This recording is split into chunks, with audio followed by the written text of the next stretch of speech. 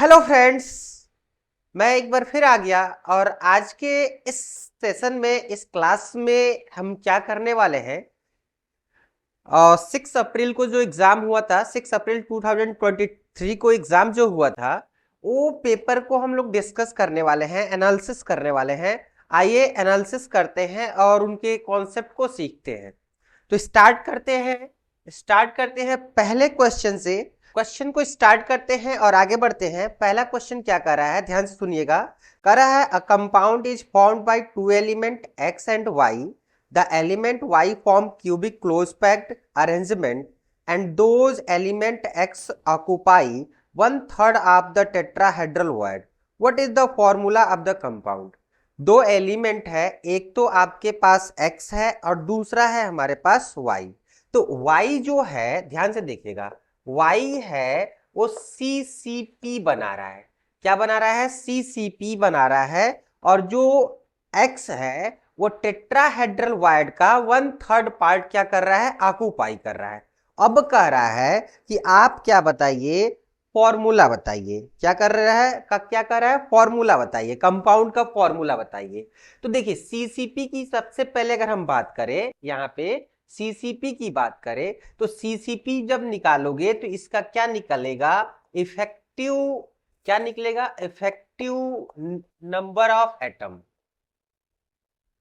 Number of atom जिसे आप किससे दिखाते हो? जेड से दिखाते हो। वो कितना निकल कर आएगा? 4 निकल कर आएगा। अब कहोगे सर 4 कैसे निकल कर आया? तो आप जानते हो, जब इसको सॉल्व करते हो तो कॉर्नर पे तो होते ही हैं एटम, कॉर्नर पे होते ही हैं, बाकी फेस पे भी तो होते हैं। तो कॉर्नर के लिए क्या हो जाता है? कॉर्नर के लिए कितने कॉर्नर है? 8 कॉर्नर है। कितने कॉर्नर है? 8 कॉर्नर है। तो ये क्या हो जाएगा? 8 कितना ऑक्युपाई कर रहे हैं? 1/8 पार्ट। और ये जो फेस है 6, वो क्या करते हैं? 1/2 यानी 1/2 क्या करते हैं? वो ऑक्युपाई करते हैं। तो कितने हैं? 6 है। तो ये क्या हो जाएंगे? 1/2 ये हो जाएंगे। टोटल सॉल्व करने पे जेड की वैल्यू आ गई 4। जेड की आ गई 4। अब ध्यान से देखिएगा, जो x है, हमारा जो x है वो क्या कर रहा है? ऑक्युपाई कर रहा है टेट्राहेड्रल वॉइड। क्या ऑक्युपाई कर रहा है? Tetrahedral void. तो ध्यान से सुनिएगा मैं क्या कर रहा हूं। टेट्राहेड्रल वॉइड ऑक्युपाई कर रहा है, उसका 1/3 पार्ट। तो सबसे पहले अगर मैं कहूं tetrahedral void, tetrahedral void equal to क्या होता है? ध्यान से देखिएगा, ऑक्टाहेड्रल जो नंबर ऑफ एटम होता है इंटू 2 होता है। ऑक्टाहेड्रल जो नंबर है वो कितना है? 4 है। अब इसमें क्या करिए? इंटू 2 कर दीजिए। और इसका कितना ऑक्युपाई कर रहा है? 1/3 पार्ट। कितना ऑक्युपाई कर रहा है? 1/3 पार्ट। तो ये क्या हो जाएगा? 8/3 हो जाएगा। ये समझ में आया कैसे आया? ये समझ में आया कैसे आया? नहीं आया तो ध्यान से सुनो। जो एक्स एलिमेंट है वो टेट्राहेड्रल वॉइड क्या कर रहा है? उसका 1/3 पार्ट ऑक्युपाई कर रहा है। और ये टेट्राहेड्रल वॉइड नंबर कैसे निकालते हैं? जो ये नंबर आता है उसके उसमें क्या करते हैं? 2 से इंटू करते हैं, तो टेट्राहेड्रल वॉइड आपका पता चल जाता है। तो टेट्राहेड्रल वॉइड हमने क्या पता किया? ये 4 × 2। लेकिन जो टेट्राहेड्रल वॉइड ऑक्युपाई हो रहा है वो कितना हो रहा है? 1/3, यानी 1/3 से मैंने इसमें इंटू कर दिया, यानी क्या आ गया? 8/3। अब ये देखो, टेट्राहेड्रल वॉइड है उसको x बनाया गया है। अब आपको मिला क्या है? x की वैल्यू मिली है। x की वैल्यू मिली है, कितनी मिली है x की वैल्यू? देखो तो 8/3 मिली है। y की वैल्यू कितनी मिली है? 4 मिली है। आप इसको सिंप्लीफाई कर लो, आप इसको क्या कर लो? सिंप्लीफाई कर लो। तो सिंप्लीफाई करने पे जो आंसर आएगा वही आपका क्या हो जाएगा? आंसर हो जाएगा। तो आप इसे जैसे ही सिंप्लीफाई करोगे तो क्या मिल जाएगा? यहाँ पे x मिल जाएगा 2, y मिल जाएगा 3। देख लो, x मिल जाएगा 2, y मिल जाएगा 3। तो आइए ऑप्शन चेक करते हैं। और ऑप्शन में आपको पता चलता है कि ऑप्शन नंबर जो फर्स्ट है वो हमारा करेक्ट है। तो option number first is correct. ये समझ में आया क्वेश्चन? देखो, आप जेई मेन का जब एग्जाम दोगे तो ये सॉलिड स्टेट आपके सिलेबस में नहीं है, बट आप ये भी तो दिमाग लगाओ कि आपको जेई मेन देने के बाद तुरंत आपको एडवांस देना होगा। इसीलिए ये क्वेश्चन आपको आना चाहिए, एडवांस में तो पूछेगा, एक क्वेश्चन तो देगा ही देगा। चलिए आगे चलते हैं, अगला क्वेश्चन। अगला क्वेश्चन कह रहा है, आपको लिस्ट दे दिया, list first and list second दे दिया है, और ये देखो नाइट्रोजन, सल्फर, फॉस्फोरस, हैलोजन, ये लेसन्स टेस्ट है।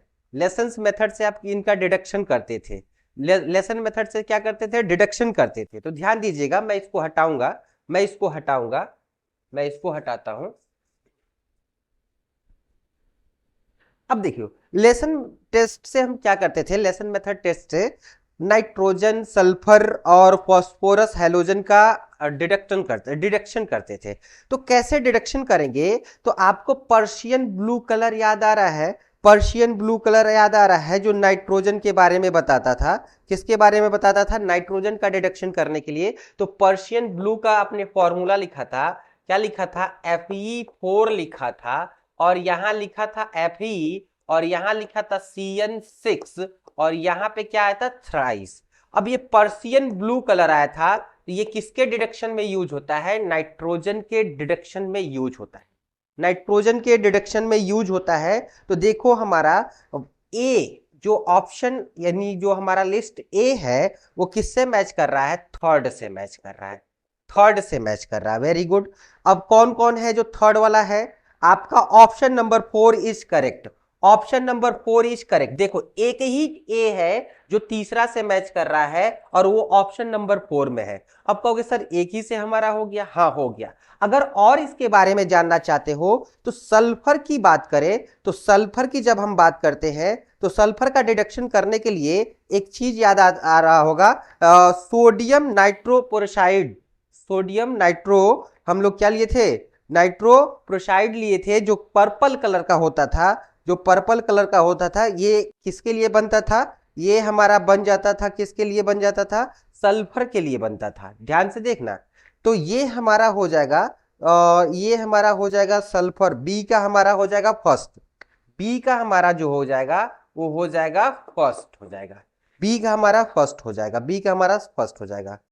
अब आ गया फॉस्फोरस, तो फॉस्फोरस का हमारा क्या हो जाता है, अमोनियम मॉलिब्डेट ऑक्साइड हो जाता है, जो हमारा क्या दिया है, जो कौन सा कलर देता था, कैनरी येलो देता था, कैनरी येलो देता था। तो हमारा क्या हो जाएगा, सी का हो जाएगा फोर्थ हो जाएगा, सी का हमारा फोर्थ हो जाएगा।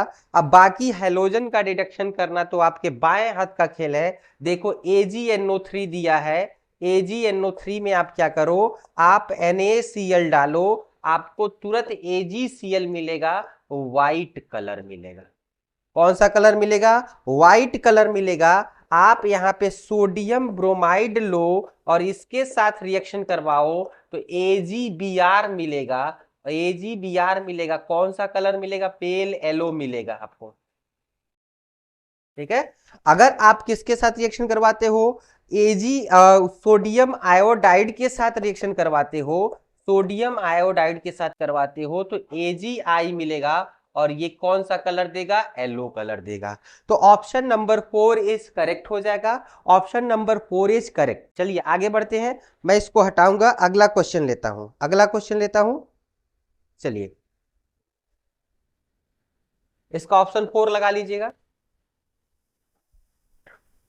अगले क्वेश्चन पे हम आते हैं। अगला क्वेश्चन हमारा क्या कह रहा है, अगला क्वेश्चन कह रहा है the standard electrode potential of M+ से M में जा रहा है, M+ से M में जाए या M से M+ में जाए, कोई बात नहीं।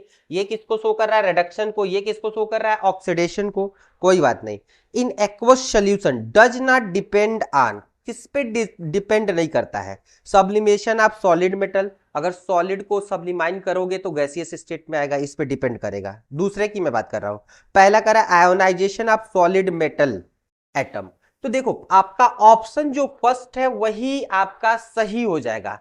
आप बताओ आयनाइजेशन जब करते हो तो सॉलिड मेटल का करते हो, नहीं, पहले आप क्या करते हो, सॉलिड मेटल को, पहले किसको, सॉलिड मेटल को, सॉलिड मेटल को गैस में ले जाते हो, गैस में ले आकर फिर उसको क्या करते हो, फिर क्या करते हो, आयोनाइज करते हो, फिर क्या करते हो, आयोनाइज करते हो।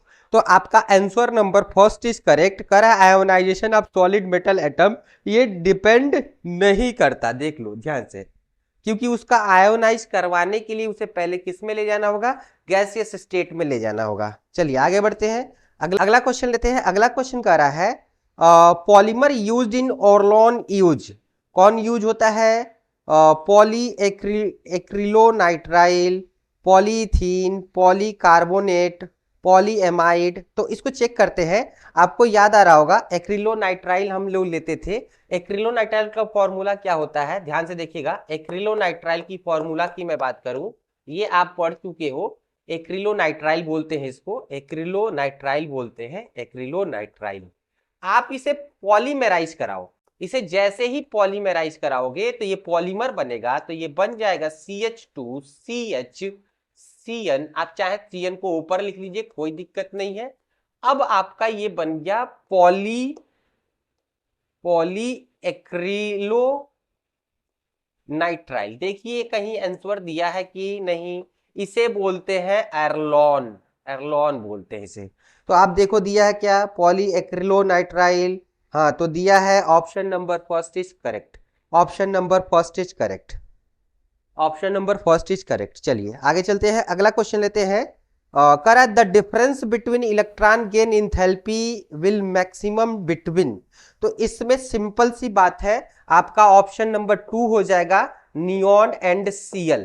देखो नियॉन की साइज छोटी है, अगर बात करें उसमें इनर्ट नोबल गैस वाले में छोटी है, इसमें इलेक्ट्रॉन गेन इंथैल्पी इसका क्या हो जाएगा, बहुत ज्यादा पॉजिटिव होगा, और इसका क्या होगा, बहुत ज्यादा नेगेटिव होगा, आप देख लेना। ठीक है आगे चलते हैं, अगला चलते हैं। अगला क्वेश्चन कह रहा है कि match list first with second. ये तो और आसान है, ये तो और आसान है, आप इसे कर लोगे। मैं इसे हटाऊंगा, इसे हटाऊंगा, इसे मैं हटाऊंगा, इसे मैं हटाऊंगा। कह रहा है सुक्रोज को ग्लूकोज एंड फ्रक्टोज में तोड़ने के लिए क्या चाहिए, इन्वर्टेज चाहिए। सिंपल, क्या चाहिए, इन्वर्टेज। तो ए का देखो थर्ड कहीं दिख रहा है क्या, तो ए का थर्ड दो जगह दिख रहा है, एक तो पहले में दिख रहा है और एक तीसरे में दिख रहा है। दूसरा क्या कर रहा है, ग्लूकोज को इथाइल एल्कोहल एंड CO2 में लाने के लिए आप क्या यूज करते थे, याद आ रहा है, जाइमेज यूज करते थे। तो मैं लिख देता हूं यहाँ पे, ये सुक्रोज है, एस का मतलब सुक्रोज है। जब यहाँ पे इन्वर्टेज रखते थे तो ये ग्लूकोज यानी GF में टूट जाता था। अगला हम बात करते हैं, ग्लूकोज को लेते थे G को, तो ETOH में और CO2 में टूटता था, तो इसका नाम था जाइमेज, याद रखना काम का है। अगला क्या कह रहा है, स्टार्च को किस में बदलने के लिए, स्टार्च को मल्टोज में बदलने के लिए। आपको याद आ रहा है, आपको याद आ रहा है कि नहीं याद आ रहा है, डायस्टेज याद आ रहा है कि नहीं, डायस्टेज, डाइस्टेज हो जाएगा, डाइस्टेज हो जाएगा, डाइस्टेज हो जाएगा, डाइस्टेज हो जाएगा। अब अगला हमारा क्या बचता है, जो प्रोटीन है, प्रोटीन्स है यहाँ पे, इसको अमीनो एसिड की बात करें तो अमीनो एसिड में लाने के लिए पेप्सिन, याद आ रहा है, पेप्सिन, पेप्सिन याद रखना। आंसर मैच करवा लेना, option number third is correct, option number third is correct.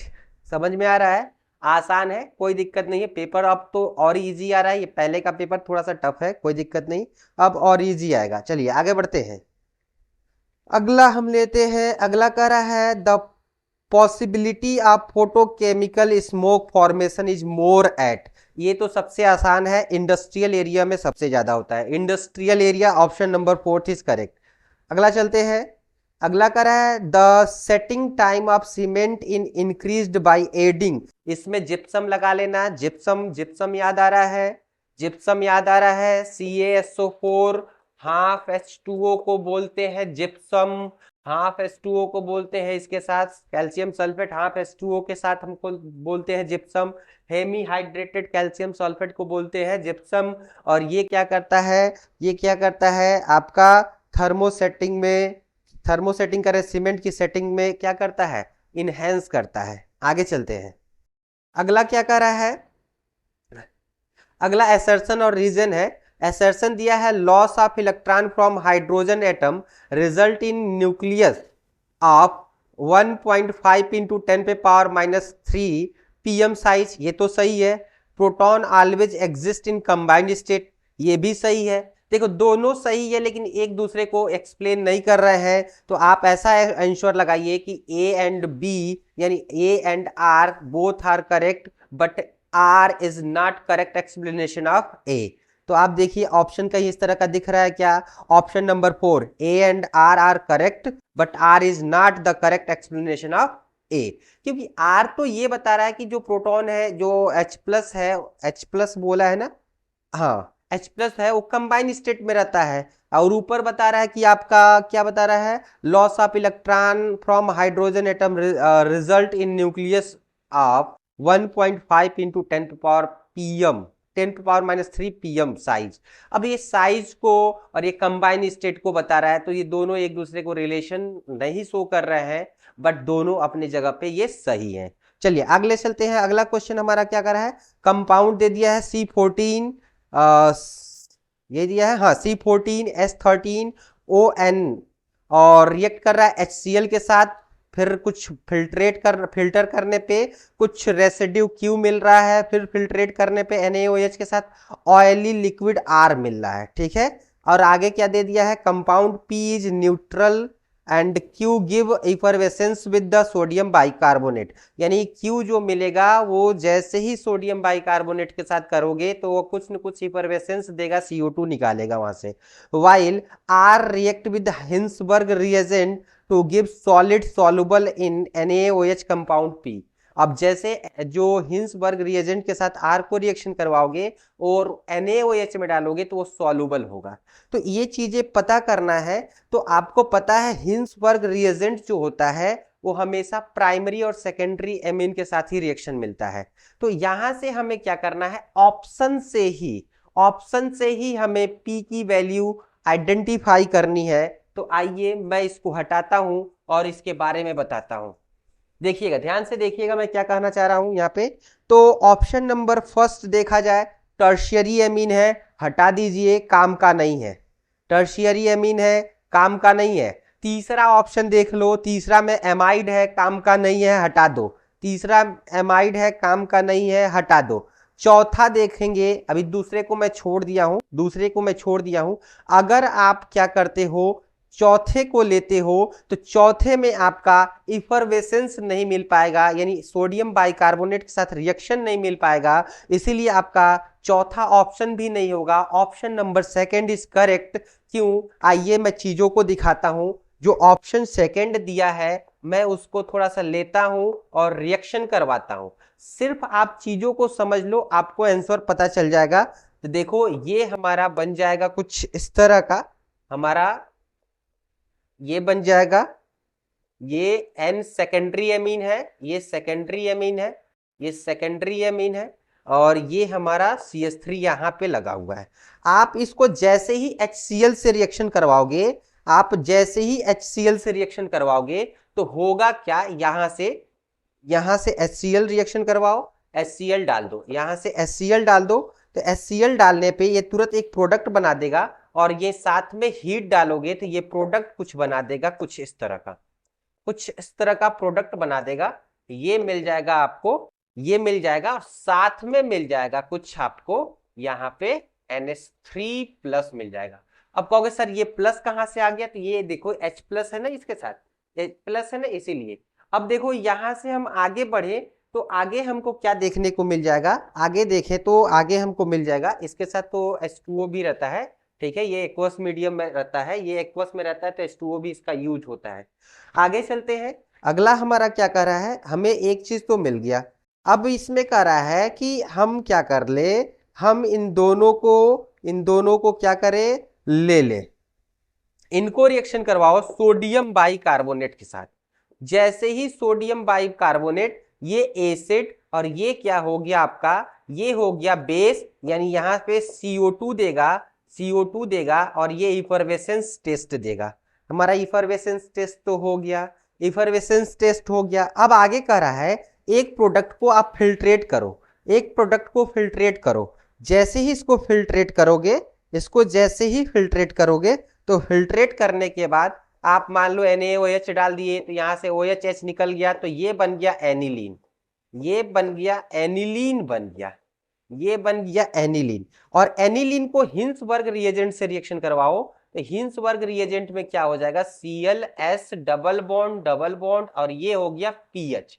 आपका एक एच और एक Cl निकल जाएगा, तो इन दोनों से क्या मिल जाएगा, तो इन दोनों, इसको मैं पीएच लिख रहा हूं, इसको भी पीएच लिख रहा हूं, SOO, और ये हमारा मिल जाएगा, यहाँ पे ClH निकल गया, NH पीएच, और ये भी मिल गया पीएच, और ये क्या है, सॉल्युबल है, किसमें सॉल्युबल है, NaOH में सॉल्युबल है, यानी option number second is correct. Option number second is correct. आप इसे देख लो, आप इसे एक बार देख लो, फिर मैं आगे बढ़ता हूं, एक बार चेक कर लो, फिर मैं आगे बढ़ता हूं। पूरा मैंने रिएक्शन लिख दिया है, आप इसे कर लो, फिर मैं आगे बढ़ता हूं। चलिए अगला क्वेश्चन देखते हैं। अगला क्वेश्चन हमारा क्या है, 71 करा, मैच लिस्ट 1 विद लिस्ट 2। देखो यहाँ पे मैंने लिख दिया HBZ, तो इसका मतलब होता है हेल्महोल्ट्ज जेलेंस्की रिएक्शन, आइडोकॉम इटार्ड, फिर से गाटरमान कोक रिएक्शन। आइडोकॉम के लिए पहचान क्या था रिएजेंट में, NaOH और क्या था I2।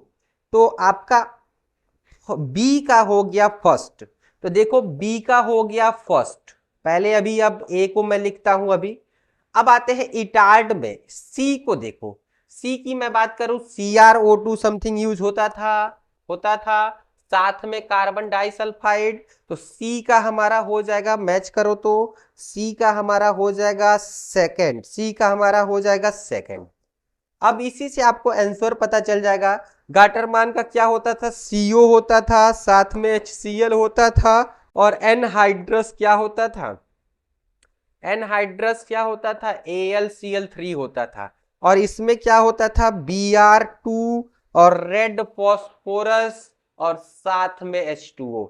तो ऑप्शन मैच करवा लो, option 4 is correct, option 4 is correct, option 4 is correct, option 4 is correct, option 4 is correct, option 4 is correct, ये ऑप्शन 4 इज करेक्ट हो जाएगा। चलिए आगे बढ़ते हैं, अगला क्वेश्चन लेते हैं, इसको मैं हटाता हूं।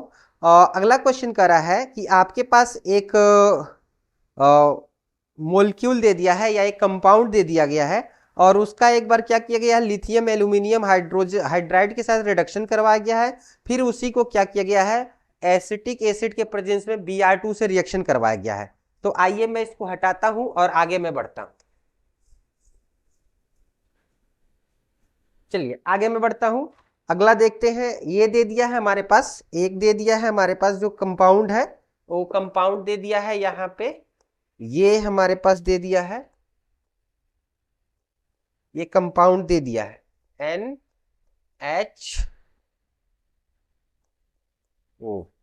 और इधर रिएक्शन जो करवाया है मैं एक तरफ इधर बना दे रहा हूं, ये Br2 और दे दिया है साथ में ACOH, और एक तरफ दे दिया है लिथियम एल्यूमिनियम हाइड्राइड। पता है ना, स्ट्रॉन्ग रिड्यूसिंग एजेंट है, ये क्या है, स्ट्रॉन्ग रिड्यूसिंग एजेंट है, तो आपको पता होना चाहिए ये क्या करेगा, इस सेगमेंट को, ये देखो ये बी वाला है और ये ए वाला है, ये बी वाला क्या करेगा, इस सेगमेंट को रिड्यूस कर देगा, इस सेगमेंट को रिड्यूस कर देगा, तो आपको मिल जाएगा NH, और ये मिल जाएगा आपको, तो बी का तो वैल्यू मिल गया। तो बी में देखो कहीं इस तरह का मिला है क्या, बी में कहीं इस तरह का मिला है क्या, ऑप्शन नंबर 4 में बी मिल गया, ऑप्शन नंबर 4 में बी मिल गया। अब देखो ये Br2 है, ये Br2 है, ये किस नेचर का होता है, ये तो एसिडिक है, एसिडिक है, तो यहां से Br को क्या करवाएगा, Br क्या करवाएगा, EAS करवाएगा, यानी इनको इलेक्ट्रोफाइल बनाएगा और इनको अटैक करवाएगा। तो अटैक करवाएगा तो ये कहाँ बन जाएंगे प्रोडक्ट, तो ये प्रोडक्ट बन जाएंगे हमारा Br यहाँ पे आ जाएगा, और ये हो जाएगा NH, और ये हमारा हो जाएगा प्रोडक्ट। तो देखो ए की वैल्यू ये आएगी, बी की वैल्यू ये आएगी, तो मैच करो, कहीं दिया है क्या, option number 4 is correct, option number 4 is correct. चलिए अगला क्वेश्चन देखते हैं, समझ में आ रहा है, देख लो बहुत इजी है, बहुत इजी है, जो बच्चा थोड़ा सा दिमाग लगाएगा उसका 100% सही होगा, बस दिमाग लगाना है। और जो रिलेट करने वाला 2 पार्ट में है, तो एक पार्ट पकड़ने की कोशिश करो, जो इजी है, सेकेंड अपने आप मिल जाएगा। चलो आगे चलते हैं, अगला क्वेश्चन कह रहा है, असर्शन रीजन दिया है, कह रहा है कि the spin only magnetic moment value of Fe CN6 पे पावर -3 दे दिया है, उसका बोहर मैग्नेटान दे दिया है 1.74, whereas for hexa aqua iron third का दे दिया है 5.92 बोहर मैग्नेटान। रीजन दे दिया है in both complexes Fe is present in +3 oxidation state. ये तो आर सही है, आर सही इसलिए है, दोनों में देखो, मैं इसको हटाऊंगा, ये हटाऊंगा, बहुत इजी सेगमेंट है ये, बहुत इजी सेगमेंट है। क्यों? देखो कंपाउंड को पहले लिखकर देखो, ये जो असर्शन में दिया है बच्चों, असर्शन में दिया है, ये दिया है आपको ये वाला वैल्यू, देखो ये वाला वैल्यू, यानी ये +3 में है, और साथ में दे दिया है फिर Fe, और दे दिया है साथ में हमारा क्या यहाँ पे H2O दे दिया है हेक्सा में, और +3, इसमें भी +3 है, इसमें भी +3 है, यानी रीजन जो बता रहा है वो रीजन तो सही है कि दोनों में +3 है, दोनों में +3 है। अब हमें ये पता करना है क्या असर्शन सही है कि नहीं, असर्शन सही है कि नहीं। देखो ये SFL है, SFL है, ये WFL है, यानी वीक फील्ड लिगेंड है, स्ट्रॉन्ग फील्ड लिगेंड है। आयरन को उठाओ, आयरन को उठाओ, 3+ बनाओ, जैसे ही 3+ बनाओगे, 3+ बनाओगे तो कुछ चीजें देखने को मिलेगा। क्या देखने को मिलेगा? इसमें आपको 5 इलेक्ट्रॉन देखने को मिलेगा, ये घर खाली, ये घर खाली। अब देखो ये तो हो गया Cn के लिए, तो Cn आएगा, तो Cn हमारा स्ट्रॉन्ग फील्ड लिगेंड है, Cn हमारा भैया स्ट्रॉन्ग फील्ड लिगेंड है, इनको करवाएगा पेयर, इनको करवाएगा पेयर। जब पेयर करवाएगा, जब पेयर करवाएगा तो ये इधर आएगा, ये इधर आएगा, तो ये फाइनली बन जाएंगे, ये फाइनली बन जाएंगे, आपको दिख जाएगा इसमें, इसमें, इसमें। अब इनके पास देखो कितने अनपेयर्ड इलेक्ट्रॉन है, एक अनपेयर्ड इलेक्ट्रॉन है, ये केस चल रहा है इसके लिए, ये केस चल रहा है इसके लिए। अनपेयर्ड इलेक्ट्रॉन कितने हो गए? 1। और आपको जब निकालना है म्यू, मैग्नेटिक आपको वैल्यू निकालना है, तो म्यू निकालने के लिए क्या होता है, n क्या होता है, 2 होता है। जब इसको सॉल्व करोगे, n की वैल्यू यानी अनपेयर्ड इलेक्ट्रॉन है, एक रखो यहाँ पे, 1 और 2 मिलके 3 हो जाएंगे, तो √3 आएगा, तो 1.76 के आसपास वैल्यू आ जाएगा। कितना वैल्यू दिया है, कितना वैल्यू दिया है? 74 दिया है।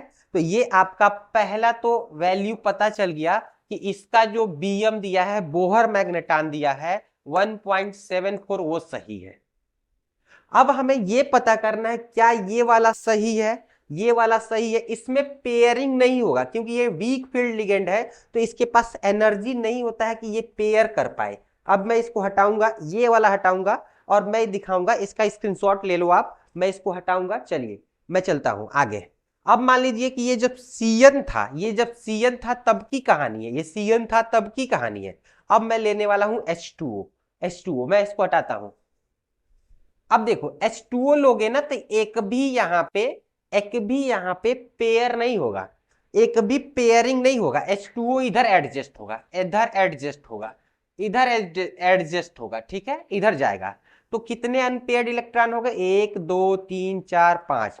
अब इसका जब बोहर मैग्नेटान निकालोगे तो यहाँ पे 5, और ये हो जाएगा 5 + 2, और ये हो जाएगा √35। अब 35 होगा तो इनकी वैल्यू 5 पॉइंट समथिंग आएगी। कितना दिया हुआ है मैं देख लेता हूं, तो ये वैल्यू आ गया है आपका 5 पॉइंट, कितना दे दिया है? 5.92, यानी ये भी सही है, असर्शन भी सही है, रीजन भी सही है। लेकिन हम ये कह सकते हैं कि जो आर है ए को समझा नहीं रहा है, बस उसमें एक चीज बता रहा है कि जो आयरन है उसके ऊपर +3 का ऑक्सीडेशन स्टेट है, एक्सप्लेन नहीं कर रहा है। इसलिए A and R is correct, but R is not correct explanation of A. Option number first, option number first is correct. बहुत बढ़िया, बहुत बढ़िया। क्वेश्चन लेते हैं। अगला क्वेश्चन क्या कर रहा है, लिस्ट को मैच करवाना है, लिस्ट फर्स्ट विद सेकंड, आप क्या करिए, मैच करवाइए। मैं बोल रहा हूं, इसको लगाइएगा।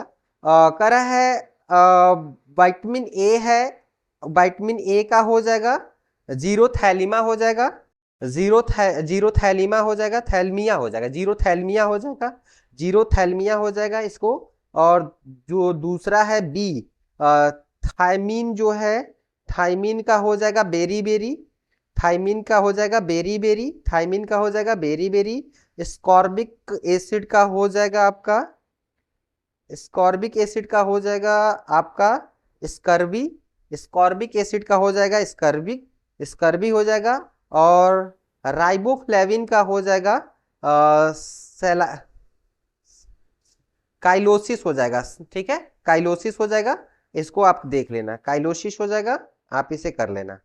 यानी हमारा option number 4 is correct, option number 4 is correct. ठीक है, आगे मैं बढ़ता हूं, अगला लेता हूं।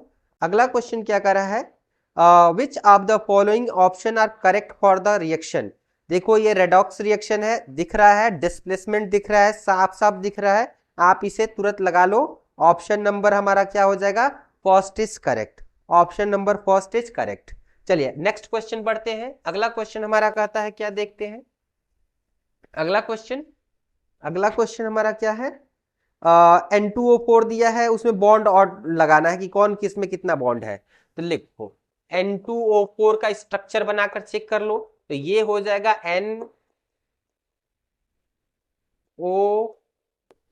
डाइमर हो गया ये, इसमें एक मिलेगा, एक NN बॉन्ड मिलेगा। NO2 में क्या मिल जाएगा आपको, इसको बनाना है तो ये मिल जाएगा ONO, ठीक है। इसमें मिल जाएगा एक NO डबल बॉन्ड O मिल जाएगा। N2O5 आ गया इसके बाद। तो N2O5 में क्या होता है देखिए, ON, और बाकी आप लगा लेना कुछ इस तरह से, कुछ लगा लेना इस तरह से, ये हो गया। तो इसमें एक मिल जाएगा, एक मिल जाएगा NON, ठीक है। अगला क्या है, N2O है, तो N2O का आप लगा लेना ON ट्रिपल बॉन्ड N लगा लेना। तो आपको इस तरह से मिल जाएंगे, इस तरह से आंसर मिल जाएंगे, आप कर लेंगे, इस तरह से आंसर मिल जाएंगे, इसमें -+1, तो इसमें मिल जाएगा 1 ट्रिपल बॉन्ड N। तो मैं ऑप्शन बता दूं, ऑप्शन बता दूं, ऑप्शन इसका हो जाएगा 4 is correct, option number 4 is correct, option number 4 is correct, इसका आंसर है ऑप्शन नंबर 4 इज करेक्ट। आप मैच कर लेना। चलो आगे बढ़ते हैं, अगला क्वेश्चन कहते हैं। अगला क्वेश्चन कह रहा है strong reducing and oxidising agent among the following respectively. देखो रिड्यूसिंग एजेंट का मतलब वो होता है जो अपने इलेक्ट्रॉन को और क्या करे, निकाल सके, निकाल सके, ठीक है। ऑक्सीडाइजिंग एजेंट का मतलब क्या होता है, जो इलेक्ट्रॉन को गेन कर सके। तो जो सबसे हायर ऑक्सीडेशन स्टेट में होगा वो इलेक्ट्रॉन को गेन करेगा, जो लोअर ऑक्सीडेशन स्टेट में होगा वो क्या करेगा, हायर ऑक्सीडेशन स्टेट में जाएगा। तो ऑप्शन नंबर 4 इज बेस्ट, जो आंसर दिख रहा है हमको, आप इसे लगा लेंगे, strong reducing and oxidising agent. U2+ जो है इलेक्ट्रॉन को निकाल कर आगे जा सकता है, Ce4+ जो है वो पीछे आ सकता है। तो आप लगा लेंगे ऑप्शन नंबर 4 इज करेक्ट। चलिए अगला क्वेश्चन क्या कर रहा है, अगला क्वेश्चन कह रहा है कि the major product formed in the following reaction. ये देखो ये स्टेप डाउन प्रोसेस दिख रहा है, हॉफमैन ब्रोमाइड डिग्रेडेशन दिख रहा है। तो मैं इसको दिखा दे रहा हूं, इसको मैं बता दे रहा हूं। चलिए इसमें क्या करना है, इसमें आपको लेना है, इसमें लेना है आपको कंपाउंड, इसमें लेना है कंपाउंड, ये CONH2 दिख रहा है, और ये हमारा क्या है, ये हमारा C, और C है, डबल बॉन्ड OCH3 है। आप इसको रिएक्शन करवा रहे हो किससे, Br2 से, और साथ में NaOH रहता है, नहीं तो KOH रहता है। ये बोलते हैं हॉफमैन ब्रोमाइड रिएक्शन। ये स्टेप डाउन प्रोसेस है, इसमें से CO गायब हो जाता है, इसमें से ये CO गायब हो जाएगा। जैसे CO गायब होगा, ये रिएक्शन आप बहुत अच्छे से पढ़ लेना, ठीक है।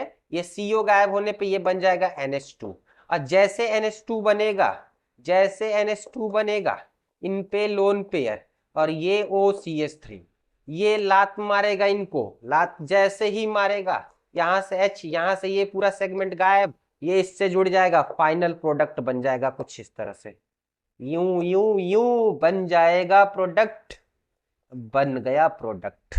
देखो इस तरह का आंसर कहीं दिया है क्या, तो हाँ दिया है भैया, 3rd नंबर आंसर हो जाएगा आपका, तुरंत लगा लेंगे। चलिए अगला क्वेश्चन लेते हैं। अगला क्वेश्चन, अगला क्वेश्चन बहुत आसान है, बहुत आसान है। आपको अल्फा की वैल्यू निकालनी है। हटाते हैं इसको, हटाते हैं इसको। चलिए आगे बढ़ते हैं। करना कुछ नहीं है, बस देखना है, सॉल्व कर हो जाएगा अपने आप। कर देखने से नहीं, मतलब करने से हो जाएगा। कह रहा है for a concentrated solution of weak electrolyte के इक्विलिब्रियम कांस्टेंट दिया है, के क्यू को इक्विलिब्रियम कांस्टेंट माना है, A2B3 दिया है, कंसंट्रेशन C माना गया है, डिग्री ऑफ डिसोसिएशन बताना है। तो आइए भैया लिख दो A2B3 टूटा टूटा टूटा। किसका दिल टूटा? दिल नहीं टूट रहा है यहाँ पे देखो B3 यहाँ पे आ जाएगा 2 माइनस, यहाँ पे आ जाएगा 3 प्लस। तो सपोज कर लीजिए कि ये हम स्टार्टिंग से बताएं या डायरेक्टली इक्विलिब्रियम पे लिखते हैं। अगर स्टार्टिंग से जानना तो ये C था, ये कुछ नहीं बना था, कुछ नहीं बना था। इसमें से गया C अल्फा, तो ये बना क्या 2C अल्फा, ये बना 3C अल्फा।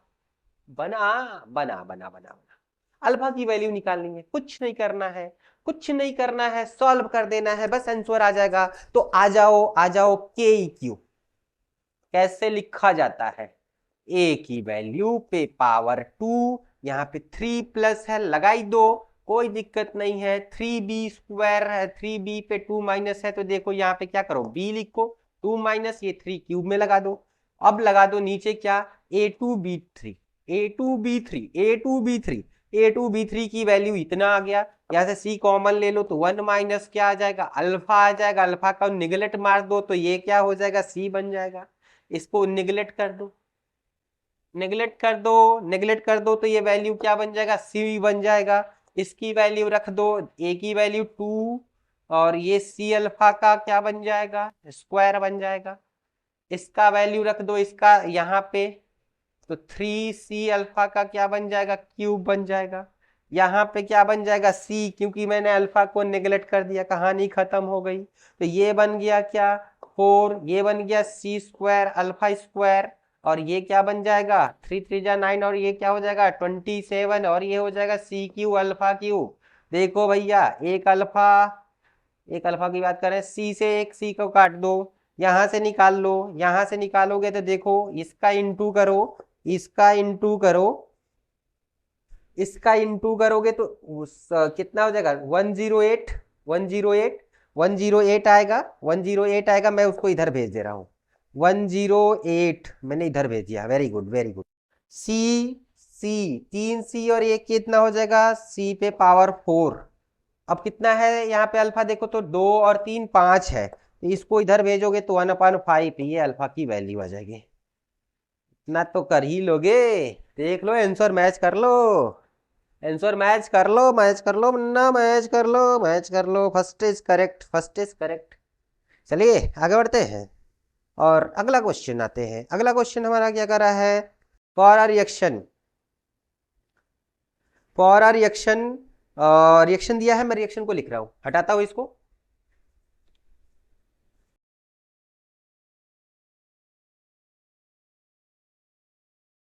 अगला क्वेश्चन, अगला क्वेश्चन कह रहा है कि रिएक्शन दिया है और रिएक्शन के बाद हम आगे बात करेंगे।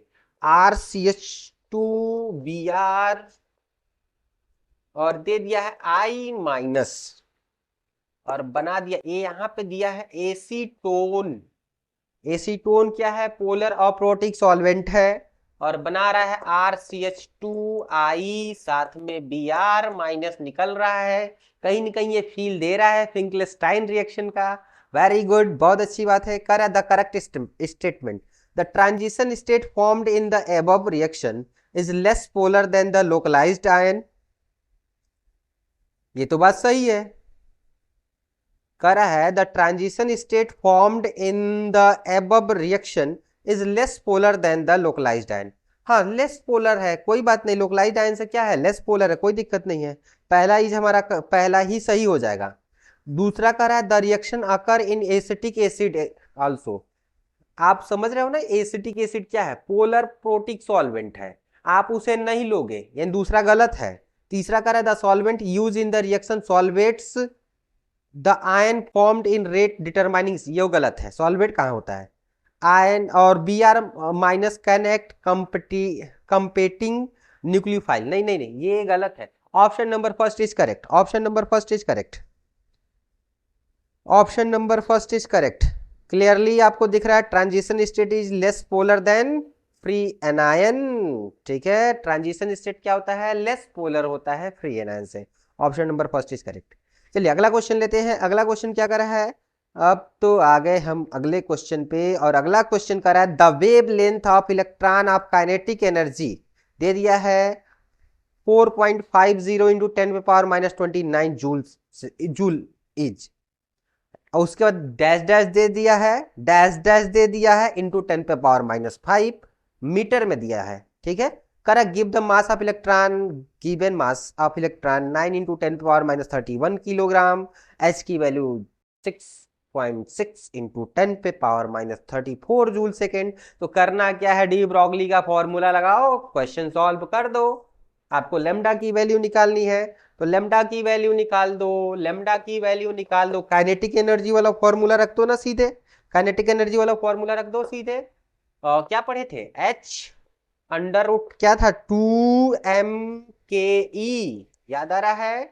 मास ऑफ इलेक्ट्रॉन ये दे दिया है ऊपर 6.6 इंटू 10 पे पावर क्या -34 जूल सेकेंड, 2 रख दो, 9.1 इंटू 10 पे 9 पॉइंट ले लो ना, सीधे 9 ले लो, कोई बात नहीं, सीधे 9 ले लो, सीधे 9 ले लो, इंटू 10 पे पावर माइनस क्या 31। अब एक और वैल्यू क्या है, काइनेटिक एनर्जी, काइनेटिक एनर्जी कितना दिया है 4.5, तो ये रख दो 4.5, जीरो लगाने की कोई जरूरत नहीं है, मन करे लगा लो। 10 पे पावर कितना दे दिया है -29, हो गया, अंडर रूट में है लगा दो। ये देखो दोनों का इंटू करो, ये भी 9 हो जाएगा, ये भी 9 हो जाएगा, इन दोनों को ऐड कर दो 60 हो जाएगा।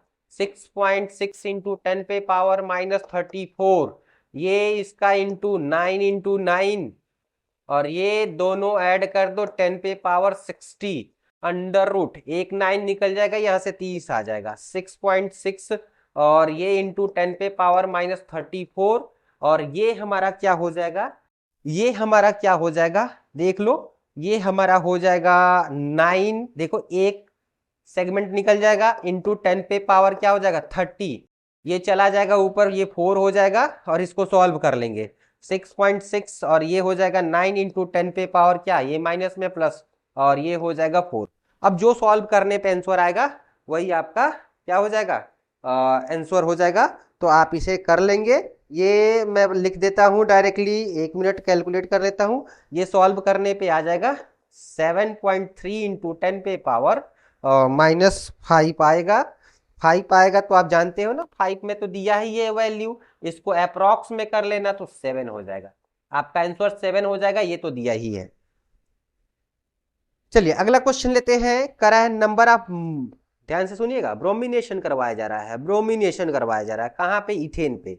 करा है number of bromo derivative obtained on treating ethane with excess of Br2 in diffuse sunlight. कह रहा है डिफ्यूज सनलाइट में आप Br2 को एक्सेस मीडियम में लेके आप क्या करो, इथेन से रिएक्शन करवाओ, कितने प्रोडक्ट मिल जाएंगे, आइए दिखाते हैं कितने प्रोडक्ट मिलेंगे।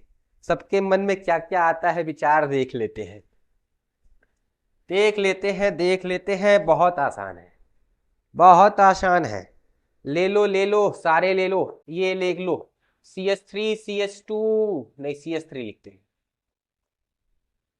पहले इसको क्या करवा देते हैं, पहले इसको क्या करवा देते हैं, ब्रोमिनेशन करवाते हैं, एक बार रिएक्शन देख ले हम।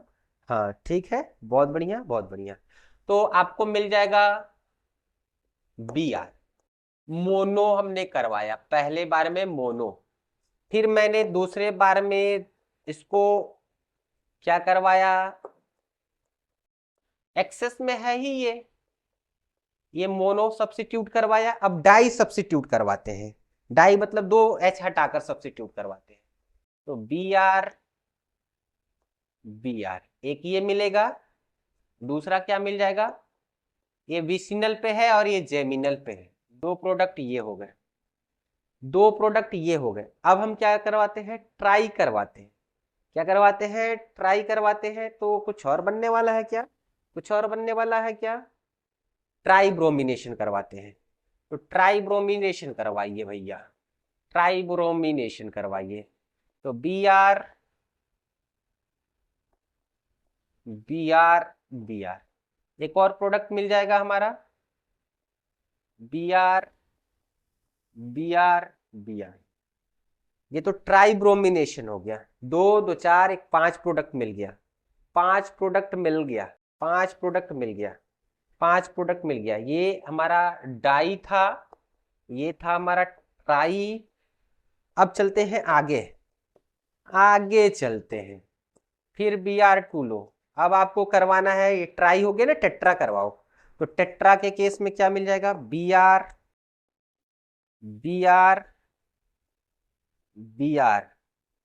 इसको और एक Br को यहाँ पे शिफ्ट कर सकते हैं, तो बन जाएगा Br बिहार नहीं, Br। ठीक है, ये टेट्रा का केस हो गया। कौन सा केस हो गया? टेट्रा का केस हो गया। बहुत आसान है, कोई दिक्कत नहीं। 2 4 6 1 7। अब ये टेट्रा का हो गया ना, अब हमको लग रहा है कि पेंटा का करवा देना चाहिए। किसका करवा देना चाहिए? पेंटा का। पेंटा का करवाते हैं, पेंटा का करवाते हैं, पेंटा का। CH3 फिर Br2 लेते हैं। अब इस केस में देखते हैं, 5 लगाना है। Br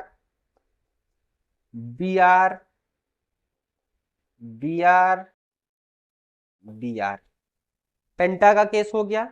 किसका केस हो गया? पेंटा का केस हो गया।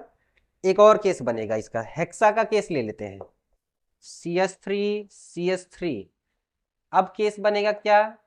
Br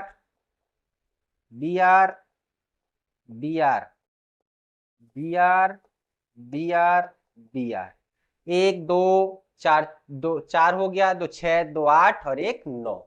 9 प्रोडक्ट बनेंगे।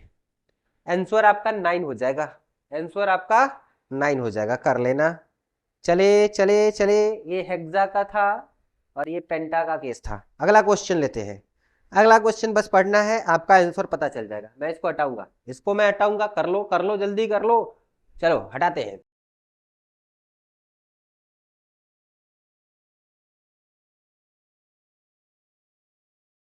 कह रहा है consider the graph of Gibbs free energy G versus extent of reaction. The number of statements from the following which are true with the respect point A, B and C is। Graph दिया है, graph देख लो। Graph में इधर represent कर दे रहा हूं, graph में represent कर रहा हूं इधर, ये ग्राफ को मैं रिप्रेजेंट कर रहा हूं।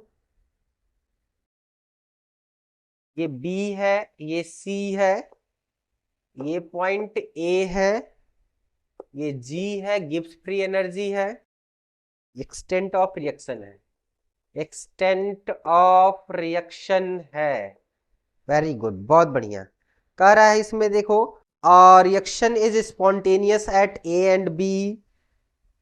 रिएक्शन A और B पे स्पॉन्टेनियस है, A और B पे स्पॉन्टेनियस है? नहीं नहीं, A और B पे स्पॉन्टेनियस नहीं होगा।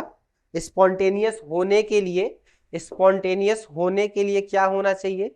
देखो, स्पॉन्टेनियस होने के लिए डेल्टा G जो होना चाहिए वह 0 से क्या होना चाहिए? छोटा होना चाहिए। यहाँ पे मान लो कि छोटा होता जा रहा है, लेकिन यहाँ पे देखो ये वैल्यू बढ़ रही है ऊपर की तरफ, तो ये नहीं होगा।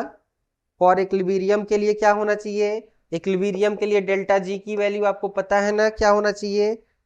और नॉन स्पॉन्टेनियस के लिए अब ये तीनों सेगमेंट में करवाया हूं पीछे, तो पहला नहीं होगा। चलिए अगला क्या कर रहा है? Reaction is the equilibrium at point B and non spontaneous is C. देखो, इस पॉइंट पे स्पॉन्टेनियस नहीं है, इक्विलिब्रियम है, और इस पॉइंट पे क्या है? नॉन स्पॉन्टेनियस है, क्योंकि ये वैल्यू बढ़ रही है, और वैल्यू बढ़ने का मतलब 0 से बड़ा डेल्टा G है। यानी इस सी पॉइंट पे हमारा नॉन स्पॉन्टेनियस, और इस पॉइंट पे हमारा रिएक्शन क्या है? इक्विलिब्रियम है। बी ऑप्शन जो है ना करेक्ट है। चलिए अगला चलते हैं। सी का रहा है reaction is spontaneous at A and non spontaneous C. हाँ, यहाँ पे ये स्वतः डाउन होता जा रहा है, 0, ये डेल्टा G की वैल्यू डाउन हो रही है, गिर रही है, और यहाँ पे बढ़ रही है। तो ये नॉन है, नॉन स्पॉन्टेनियस, और ये स्पॉन्टेनियस है। यानी हमारा सी और बी इज करेक्ट। अगला कह रहा है reaction is non spontaneous at A and B. गलत, आपको सिर्फ बी एंड सी आपको सही लगाना है। आप सिंपल एक बार सोच लो भाई मेरे, सोच लो एक बार, ये तीनों कंडीशन याद रखो ना। ये यहाँ पे देखो ग्राफ कुछ ऐसे है, इक्विलिब्रियम पे है, डेल्टा जी की वैल्यू 0 के बराबर होगी यहाँ पे, और यहाँ पे नॉन स्पॉन्टेनियस क्योंकि डेल्टा जी की वैल्यू बढ़ रही है, 0 से बड़ी हो रही है, तो ये हमारा बी वाला ऑप्शन। और ये कह रहा है कि ए पे वैल्यू घट रही है और सी पे बढ़ रही है, यानी स्पॉन्टेनियस और ये नॉन स्पॉन्टेनियस आंसर। चलिए आगे बढ़ते हैं, अगला क्वेश्चन लेते हैं। अगला क्वेश्चन लेते हैं, और अगला क्वेश्चन क्या कह रहा है, ये तो बहुत आसान है। मास ऑफ यूरिया दे दिया है, required to be dissolve in 1000 of water to reduce the vapour pressure of water by 25%। Gram में आंसर बताना है, नियरेस्ट इंटीजर। ठीक है, कह रहा है, ध्यान से देखना, क्वेश्चन को समझना। रिलेटिव इन लोअरिंग वेपर प्रेशर से है, तो मैंने एक चीज सीखा था, जब भी रिलेटिव इन लोअरिंग वेपर प्रेशर से आप क्या पढ़ते हो, P not P S upon P not पढ़ते हो ना, पढ़ते हो ना। तो मैंने कहा था ना, मैं एक और फॉर्मूला बताया था कि जब आपको क्वेश्चन लगाना होगा तो इस वाले क्वेश्चन पे लगाइएगा, इस वाले फॉर्मूले से लगाइएगा, ये एक्यूरेट आंसर देता है, इसमें कोई आपको छल कपट नहीं मिलेगा, आपको एक्यूरेट आंसर मिलेगा। और ये क्या था, ये मैंने लिखवा दिया था क्या, एब्सोल्यूट था, ये फॉर्मूला मैंने करवाया था, ये करवाया था, और ये सॉल्वेंट था। ध्यान से देखना, अब चीजों को समझिए। कह रहा है mass of urea required to be dissolve in 1000, यानी आपके पास 1000 वाटर में मास ऑफ यूरिया डालना है, और वो डालने के बाद क्या कर रहा है, जो वाटर का वेपर प्रेशर था उसको 25% रिड्यूस कर दे रहा है। तो सपोज कर लो कि हमारा पी नॉट अगर हमारा 1 है, तो पी नॉट बराबर पी एस जो होगा, वो पी एस यानी पी एस सोल्यूशन है, वो कितना हो जाएगा हमारा, रिड्यूस होगा 0.25%, सॉरी 25%।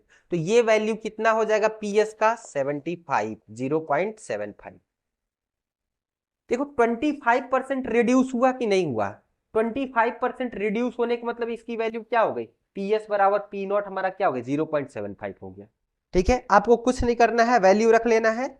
और मास ऑफ यूरिया कितना होता है, मास नहीं, मोलर मास ऑफ यूरिया हमारा होता है 60। तो रखना कुछ नहीं है, पी नॉट की जगह पे रख दो, पी नॉट की जगह पे पी रख दो, कोई दिक्कत नहीं है। इसकी जगह पे पीएस ले लो, पीएस की वैल्यू हमारा हो गया 0.75 हो गया, 0.75 हो गया। पी नॉट है लगा लो, यहाँ पे देखो पीएस की वैल्यू क्या हो जाएगी, यहाँ पे पी नॉट ये हो जाएगा 0.75। देखो मेरे भाई, अभी हमको लग रहा है आपको नहीं आया। सिंपल सा फंडा है कि कह रहा है जब 1000 ग्राम वाटर में हम क्या कर रहे हैं, यूरिया डाल रहे हैं, तो 25% रिड्यूस जो है ना, जो शुरू में प्योर वेपर प्रेशर था वो घट कर कितना हो जा रहा है, 25% घट जा रहा है, तो कितना होगा, 0.75% होगा, 0.75 होगा। 0.75 का मतलब मैंने लिख दिया है, जो सोल्यूशन का वेपर प्रेशर आ रहा है वो 0.75 आ रहा है, और इसका हमने वेपर प्रेशर क्या लिख दिया है, इसका वेपर प्रेशर जो प्योर में है वो पी नॉट है। सिंपल।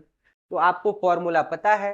एंड सल्यूट की बात करें, सल्यूट आपको नहीं पता है मास, इसका मोलर मास तो पता है ना 60, आपको वाटर का पता है ना 1000, कितना होता है 18।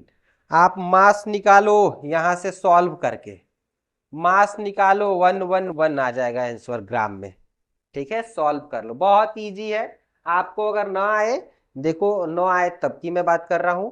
ठीक है, इसको सॉल्व करना, ये पलट जाएगा, तो ये कुछ केस यहां से ऐसे बन जाएगा, मास 60, ये 18, और ये हो जाएगा 1000, और ये हो जाएगा 3, हो जाएगा ना 6 3 जा, और ये हो जाएगा 10,000। अगर मैं इसको लिख दूं तो, और इसको सॉल्व कर लो तो ये हो जाएगा 0.25, ये हो जाएगा 0.75, तो ये दोनों हटा दो, सीधे ये आ जाएगा कितना, 3 अपान क्या, ये 3 टाइम में जाएगा, और ये आ जाएगा 1000, और ये आ जाएगा 3 3 जा 9, और मास किधर गया हमारा, मास इधर हो गया। ठीक, आप इसको इधर कर लो तो ये मास अपान क्या हो जाएगा, 10,000 अपान 9।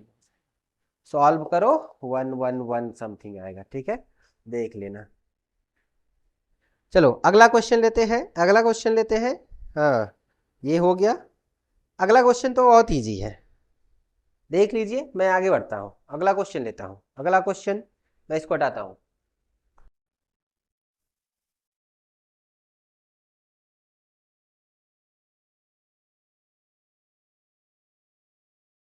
अगला क्वेश्चन कह रहा है the value of K for the reaction A and B जो रिवर्सिबल में है 298 केल्विन, डेल्टा एच नॉट दे दिया है -54.07 kilo joule per mole, delta S value दे दिया। मैं वैल्यू लिख रहा हूं, delta H naught equal to दिया है -54.07 kilo joule per mole. Very good. Delta S naught की वैल्यू दे दिया है 10 जूल पर केल्विन पर मोल। मजे वाली बात देखना, अब कहोगे सर क्या देखना है मजे वाली बात, ये जूल में है ये किलो जूल में है, चेंज जरूर करना। अब आगे क्या कह रहा है, ये एक चीज को और कर दिया है, 298 केल्विन दे दिया है, 298 केल्विन दे दिया है, और ये एक चीज बोल दिया है कि आप क्या कर सकते हो, आप ले सकते हो, take 2.303 into 8.314 into 298 equal to ले सकते हो 5705। इसको आप सॉल्व कर लो, इसको सॉल्व कर लो तो ये हो जाएगा 54 54 करें 54070, ये जूल में आ जाएगा, पर मोल में आ जाएगा। ठीक है, ये चीजें याद रखना है। चलिए आगे चलते हैं, अब इसको लगाते हैं delta G not, delta H not, T delta S. बहुत बढ़िया, वेरी गुड, याद आ रहा है? कुछ नहीं कुछ नहीं, कर लो कर लो, डेल्टा एच की वैल्यू रख लो। ये क्या हो गया, 50 करें 54070 माइनस टी की वैल्यू कितनी है, टी की वैल्यू 298, डेल्टा एस 10 दिया ही है। अब मैं यहां से क्या कर दूं, मैं यहां से कॉमन निकाल लूं, 10 कॉमन निकाल लूं, मैं यहां से 10 कॉमन निकाल लूं, 10 कॉमन निकाल लेता हूं। जैसे ही मैंने 10 कॉमन निकाला, देखना क्या हो जाएगा, 10 कॉमन निकालने के बाद, हमारा 10 कॉमन निकालने के बाद ये बन गया 5407, और ये हो गया 298 हो गया। डेल्टा जी की वैल्यू क्या होती है पता है? पता है कि नहीं पता है? डेल्टा जी की वैल्यू क्या होती है पता है? आर टी एल एन के, एल एन के, यही तो के की वैल्यू निकालनी है, यही तो के की वैल्यू निकालनी है आपको, यही तो के की वैल्यू निकालनी है। इसमें से जब इसको सॉल्व करोगे ना, इसको जब सॉल्व करोगे इसको, तो ये आएगा 10 और ये आ जाएगा माइनस में 570, ये इसको जोड़ना है, सॉरी इसको ऐड करना है, ये इतना आ जाएगा। ठीक है, ये देखो माइनस माइनस है। ठीक, अब आर टी की वैल्यू कितनी दी हुई है, आर टी की वैल्यू में आर को वैल्यू दिया है कितना मैंने लिखा है 8.314। ठीक, एल की वैल्यू क्या होती है, एल की वैल्यू मैं यहां से लिखता हूं, एल की वैल्यू होती है 2.303, आर की वैल्यू है 8.314, और लॉग हो जाएगा, और साथ में 298 टेम्परेचर दिया है 298, और ये हो जाएगा लॉग, और साथ में हो जाएगा के। अब देखो ये सेगमेंट आपस में क्या हो गए, बराबर। देखो इसकी वैल्यू कितनी है, देखो तो 5705, ये इससे कट जाएगा तो लॉग के की वैल्यू आ जाएगा 10। भैया राम राम, देख लो, हो गया सारा हो गया। बहुत आसान है, बहुत आसान है। चलो अगला क्वेश्चन लेते हैं, अगला क्वेश्चन लेते हैं मेरे भाई। चले, आइए आगे चलते हैं, हटाते हैं इसको।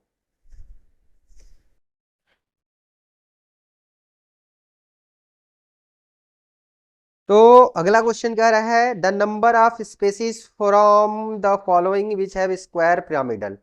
स्क्वायर पिरामिडल का मतलब समझ रहे हो ना, कुछ मैं केस बना दूं, ये मान लो स्क्वायर पिरामिडल का केस मैं बना, स्क्वायर पिरामिडल वही होगा जो इस तरह का केस सेगमेंट जनरेट करेगा बच्चों, जो इस तरह का केस जनरेट होगा।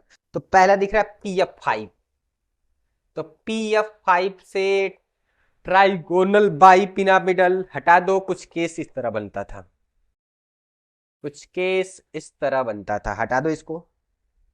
अब देखो BRF4, ये भी हटा दो, दो लोन पेयर दिख रहा है, तो ये बन जाएगा F, ये lone pair F F square planar, ये TBP बन रहा है, ये स्क्वायर प्लेनर बन रहा है, स्क्वायर प्लेनर मैं लिख दे रहा हूं, ठीक। अगला क्या है IF5, तो IF5 हमारा क्या बन जाएगा, IF5 बन जाएगा, देखो I हो गया F F F F, एक F इधर लगाना पड़ेगा, चाहे इधर लगाओ, इधर लोन पेयर, तो ये बन गया स्क्वायर पिरामिडल, स्क्वायर पिरामिडल। एक तो ये बना, एक ये बना, एक ये बना स्क्वायर पिरामिडल, देखो इस तरह का केस बन गया। दूसरा हमारा क्या करा है, अगर ये बना तो BRF5 भी बन जाएगा, BRF5 भी बन जाएगा, BR एक ही फैमिली के मेंबर है ना, तो ये भी बन जाएगा, ये भी बन जाएगा। अगला करा है जिनॉन ऑक्सी टेट्राफ्लोराइड, इसको देखो तो जिनॉन ऑक्सी टेट्राफ्लोराइड 4 है, 4 है, 4 2 6, अभी 2 इलेक्ट्रॉन इसके पास बचे हुए हैं, तो एक O लगा दो, F लगा दो, F लगा दो, F लगा दो, F लगा दो, ये भी बन जाएगा, ये लोन पेयर का कोई मतलब नहीं है, ये बन जाएगा स्क्वायर पिरामिडल, ये भी आपका हो जाएगा। लास्ट वाला ICL4 है, नहीं बनेगा, 3 आंसर होंगे इसके, 1 2 3, 3 आंसर हो जाएंगे। चलिए अगला चलते हैं।